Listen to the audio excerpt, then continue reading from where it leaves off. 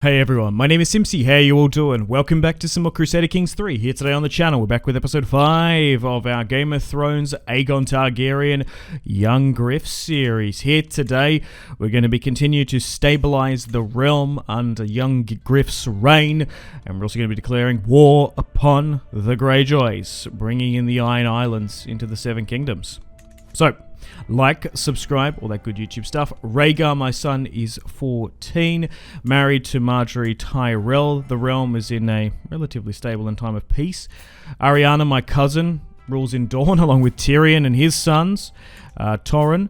And there's a fair few decent-looking Martell Lannisters now, so maybe I look to marry Rhaegar to one of Tyrion's children. Myrcella rules the Westerlands and the Stormlands through her, in quotations, Baratheon blood. Oh, wow, okay, so Euron is no more, and his son has risen. So who's his son? Wait, he had 3 illegitimate. And, wait, what? Dunstan is half Lannister. Lannisters Freys everywhere. Okay, because there's like a Frey on the Vale seat ruling. Same with the North. Arya Stark now rules the Riverlands. So, we need to ransom a bunch of these prisoners we won just in our recent war. So just to recap, young Griff landed, beat Tommen, got rid of him, sent Mace to the wall, beat Stannis, banished Cersei. Myrcella now rules the Stormlands. Then we had to go against the Vale. Robert Arryn bent the knee. We have his son as a cupbearer. Back in the Riverlands, Arya Stark called herself Queen of the Riverlands. We got rid of her. She's bent the knee now. Has a son with a piper. The North, the Boltons are ruled by Roose's daughter. And then Jon Snow rose up and refused his position at my court. And we managed to get rid of him too. The Martells are just chilling with Tyrion. So it looks like Euron's son controls the Iron Islands. So going up against him is a bit better. Yes, so Robert Arryn, as you can see, rules the Vale. We need a new Spy Master. No one's been as good as Mace. But we'll go with you. Alright, so we can marry Rhaegar off, who's a little bit ill at the moment. Beautiful, quick. I think if we marry him to one of Tyrion's daughters, we can probably get like the intelligence trait. I'm not going to marry him to Rhaella or Daenerys or anyone else. A Reachman there. Yeah, genius. No, it's in genius, not intelligence. But yeah, it's already got that trait. The only problem is it's Tyrion's affliction we could get as a trait. That's the only concern.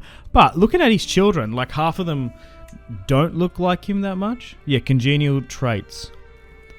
Intelligence, yeah. So we'll do that. We'll marry Rhaegar, or betroth her to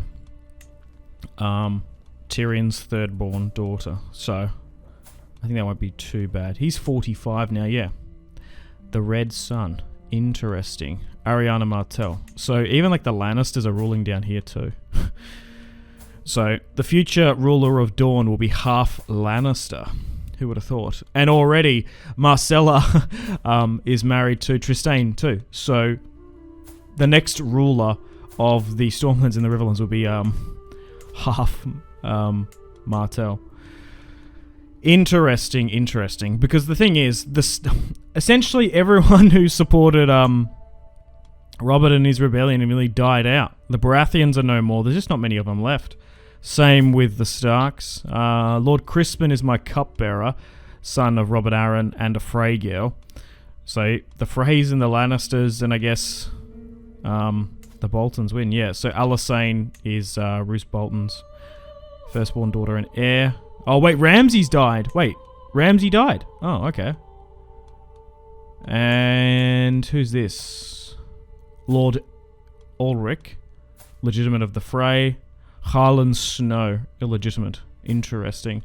So she does have a daughter. And my son Aenys now rules the Night's Watch as Lord Commander. So can I look to marry him off yet? Yes, so he can get married. Yeah, so I think we'll go with like making the Targaryens rule there. Alright, so the Harlaws are rebelling against them. Interesting. Donna Harlaw with the red the House of Rain sword. Okay, so Dunstan, half Lannister, is ruling the Iron Islands. Interesting. Alright, let's now move our rally point there, and let's go to war with the Iron Islands. We're going to go against Euron's son, who's half Lannister. Who would have thought? And we'll try and make him bend the knee. Marrying a, well, Lannister from Lannisport. A different line, if you want to be precise. Okay, let's call in our Martell and Ironwood allies, and then there's not really much else we can do. I guess we can go against the Harlaws technically, but for some reason I don't know why they're not a part of this war that we're doing. I guess they've declared their independence. For some reason Tarth is independent too. I think that's just when the game bugs a bit, because it just goes for so long. Because we did have to do the overview and run a mod to actually play as Aegon. There was a point where we could have played as Jon Snow. Maybe that would be a fun series to do in the future, when he declares his kingship against Aegon. I just don't know how we would win that one. Okay, we have landed in the Iron Islands and we're besieging Pike. The Martells are now here too, with my cousin Ariane, because technically Doran was my uncle, if you are to believe that Rhaegar is my father. Okay, so we're dealing with the Ironborn now. Just a little bit hard to navigate through here, but it looks like the Dornish are doing most of the work and heavy lifting as Red Harbour and Pike burns. Let's go down and try and engage some Greyjoys here. Nice. Let's move over to Pigsmith Castle, try and siege that out, and we'll start making our way across. Oh, apparently I've been ill here, but I've managed to push through it as we try to take the city of Bleakstone, a small Ironborn town. Alright, let's push to Tiller. Continue to siege, and we're just doing really well against the Iron Islands. A full-blown Greenland invasion, they're simply not ready for. Let's move south. The Ironwoods are really helping us out in this series. Yeah, I don't know if I should go against the Martells. Okay, so we've won, and we can take a political prisoner. So who's his son? Oh, we should definitely do that. Denny's his son and heir. Let's do... Can we take all three of them? No. Wards and hostages. We'll treat them well. Let's do that. Treat them like Theon. Okay, so the Wise Kraken, he's been named because he's bent the knee to the dragon. And that's it. It's all over. Alright, so the Seven Kingdoms and Dawn is back under our control. Aegon is still betrothed. Aenys needs to marry. Balon's now 12. Daemon, Daenerys, and Rhaella are Aegon's children. Let's have a look. So, oh wait, Marcella's died. Her daughter Ariane. Wait, how did she die? Oh, died in a storm. So a Martell branch now rules the Westlands and the Stormlands. Oh god, Stormlanders would actually hate that, and Baratheon loyalists, I suppose. So Trystane is ruling as a bit of a regent. So the Martell Targaryen alliance. So I guess they're just using her Baratheon Lannister blood. Okay, so the Martells do rule that. Willis rules the Reach. He has a son, Derek, who's 19. Loras is still on the Kingsguard, still married to Marjorie. Tyrion's hanging out in Sunspear. That's a good ending for him. I love that. Arya Stark has bent the knee. She is just a lady of Riverrun. Val and her son, half Piper. Robert Arryn is a little bit crazy. Another half Lannister rules on the Greyjoy seat. And Alysanne. And then my son is ruling the Night's Watch and keeping the realm safe. We'll try and get him married off and then make Targaryens rule that. So King Aegon now sits the Iron Throne of the Seven Kingdoms and just has to deck out his royal court. Well, unfortunately on that note, it's time to end episode 5 here.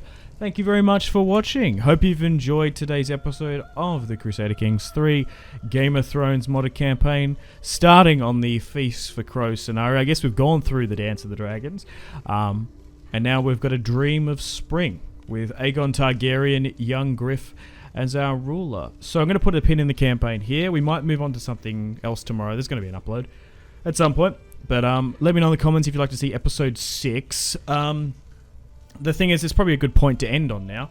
There's not really much else we can do. We've dealt with the False Kings, Stannis, Jon, and then everyone else has mostly bent the knee. We could do the next reign, which would be quite fun. We've had to re-stabilize the Night's Watch. Daenerys is still alive. Her dragons are in Essos. She just hasn't crossed. With her children, with Illyria and Mom Patis. They've sort of made like a Blackfire, Bright Flame sort of branch over there, which is interesting. But anyway, let me know if you'd like to see episode 6. Should I go against the Dornish? They've helped me out so much in this series, and I'm half Dornish. I think we'll just let them have sort of some air of autonomy. The thing is, Targaryens going down to Dorne always ends in tears and failure. So maybe my son Rhaegar with his new Lannister Martell wife might be able to do it. But we've managed to stabilize Westeros, bring peace and prosperity, and seat young Griff to the Iron Throne and conquer without fire and blood. Alright guys, thank you very much for watching. Like, subscribe, all that good YouTube stuff. Stay tuned for more Crusader Kings 3 content on the channel. Let me know other campaigns you'd like me to do. And I'll see you in the next one. Thank you guys for supporting me over the years. Really appreciate it. Much love from Australia. I'll see you in the next one. Goodbye.